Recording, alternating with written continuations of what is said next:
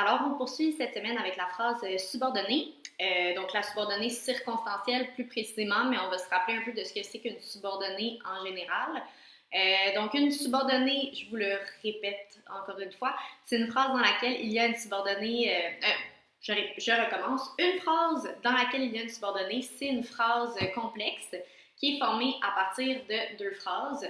Donc, une phrase subordonnée, c'est une phrase, une deuxième phrase qu'on va intégrer dans une première phrase grâce à un subordonnant. Donc, on a notre phrase matrice qui est notre première phrase, la P1, donc la phrase principale. Puis la phrase subordonnée qui est la P2, c'est la phrase qu'on va enchasser, donc insérer dans la phrase matrice en ajoutant un subordonnant.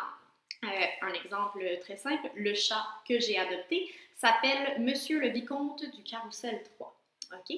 Donc, que j'ai adopté, c'est une petite phrase que j'ai prise pour l'intégrer dans ma phrase matrice. Si je l'enlève, ça fonctionne. Donc, le chat s'appelle Monsieur le Vicomte du Carrousel 3. Donc, dans ce cas-ci, ça fonctionne, mais ça ne fonctionnera pas toujours l'effacement. On se rappelle que la subordonnée complétive, là, on ne peut pas effacer notre subordonnée dans ce type de subordonnée. Il y a trois types de phrases subordonnées. La complétive que je viens de vous nommer, qui est complément du verbe, du sujet ou complément de l'adjectif. Complément du verbe, sujet ou complément de l'adjectif. Celle-là, on n'en a plus besoin cette année, mais je vous le rappelle quand même. Même chose pour la relative qui, elle, est complément du nom ou du pronom. On n'en a plus besoin pour cette année, mais vous devez quand même vous en rappeler pour les années à venir. Puis celle qui est importante, c'est la subordonnée circonstancielle, qui est toujours complément de phrase. Principalement la subordonnée circonstancielle qui exprime la cause ou la conséquence. Donc, je vous rappelle que la phrase subordonnée circonstancielle, elle peut exprimer plusieurs choses, ok? Donc, on parle de la cause et de la conséquence ici, mais elle peut exprimer l'opposition, la restriction, la condition, le temps, l'hypothèse, la concession, tout ça. Elle est effaçable et généralement déplaçable, puis elle est toujours complément de phrase. Tout le temps. Si je te demande c'est quoi la fonction d'une subordonnée circonstancielle, c'est complément de phrase automatiquement. Donc ici, j'ai un exemple pour vous. Donald se fait souvent bronzer de sorte qu'il est un peu orange. Okay? Donc, de sorte que c'est un subordonnat qui exprime la conséquence. Donc, puisque Donald se fait souvent bronzer, ben ça fait en sorte qu'il est un peu orange, c'est la conséquence. Voilà une phrase subordonnée circonstancielle exprimant la conséquence qui a été intégrée dans une autre phrase. Faites attention, parce que là, je vous disais que la phrase subordonnée circonstancielle est généralement déplaçable. Elle est toujours effaçable, mais elle n'est pas toujours déplaçable. Celle qui exprime la conséquence ne se déplace pas nécessairement en début de phrase, mais c'est quelque chose qui nous permet de la reconnaître. Voici un autre... Si je fais la manipulation là, avec le même exemple, de sorte qu'il est un peu orange, Donald se fait souvent bronzer, ben ça ne fonctionne pas. Okay? Donc, je ne peux pas la déplacer, ma subordonnée circonstancielle de conséquence dans ma phrase. Je vous donne un autre exemple de phrase subordonnée qui exprime cette fois-ci la cause. Puisqu'il est orgueilleux, mais il n'en parle à personne, Donald. Donc, le fait qu'il soit orgueilleux, c'est la cause.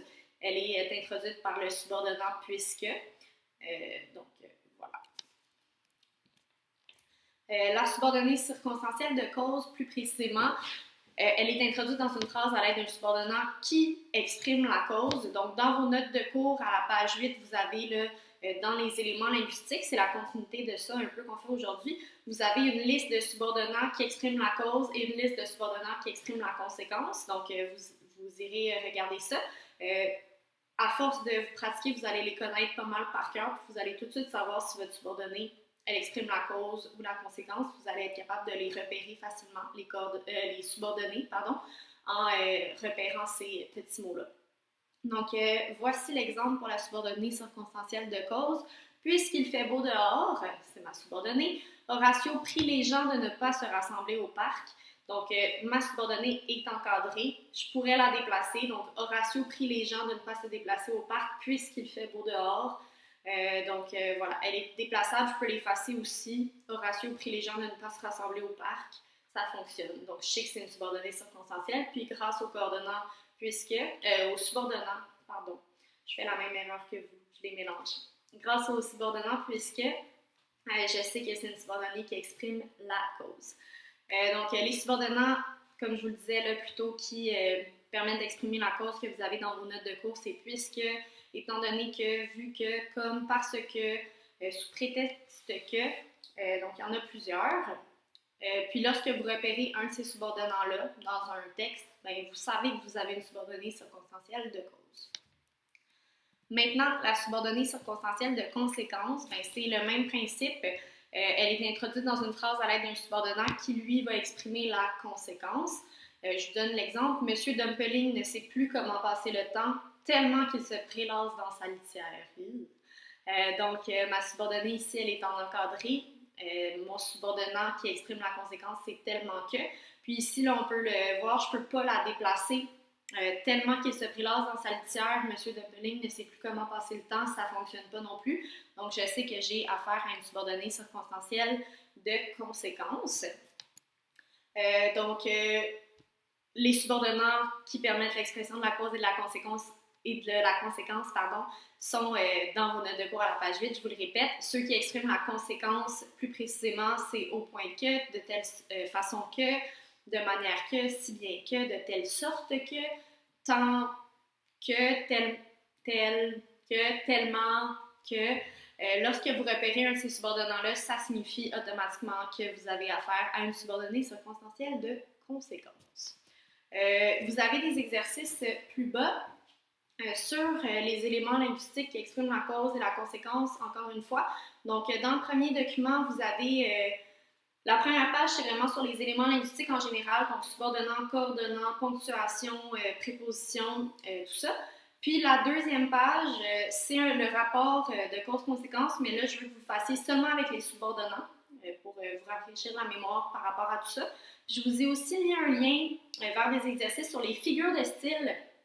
Ça n'a pas vraiment rapport avec la grammaire, là, mais comme on avait commencé une unité de travail où on allait faire de la poésie avec Rue, on lisait Rue aussi, qui est un roman assez poétique. Je veux que vous gardiez ça en tête, là, les figures de style. Donc, c'est des exercices interactifs que vous pouvez faire, puis vous avez une correction automatique, donc c'est facile pour vous de comprendre après ça. Puis je vous rappelle que jeudi, à 10h30, il va y avoir une consultation en direct. Je vais vous envoyer toutes les informations là-dessus mercredi. Donc, bonne étude!